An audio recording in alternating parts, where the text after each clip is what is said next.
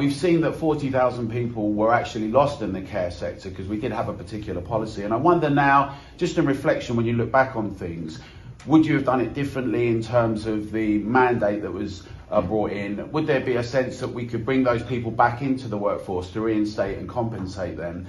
Because actually that could help a lot, release a lot of beds in the NHS. Would I have done it any differently, looking back at it now? No, absolutely not.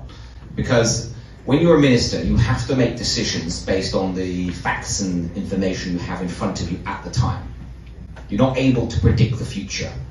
But when facts change, then you should also, as a minister, be able to change your mind on that as well and be practical and sensible. So I wouldn't have done a single thing differently. The double vaccination provides a lot of protection against serious illness and death, but it doesn't protect you against catching the disease, and it doesn't protect you against passing it on. So now is the time to get your booster. The trials for the COVID vaccines were to test the reduction of severity of one or more symptoms. They didn't test reduction in hospitalisation, death or transmission.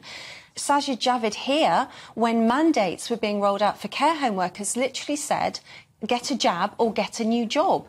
And, the whole premise behind that was that care home workers should be vaccinated in order to protect vulnerable and elderly people in care homes.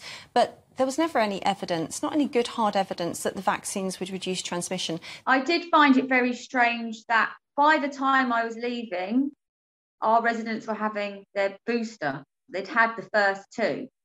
That suggests to me that the vaccines actually didn't stop you spreading it. They didn't stop you catching it.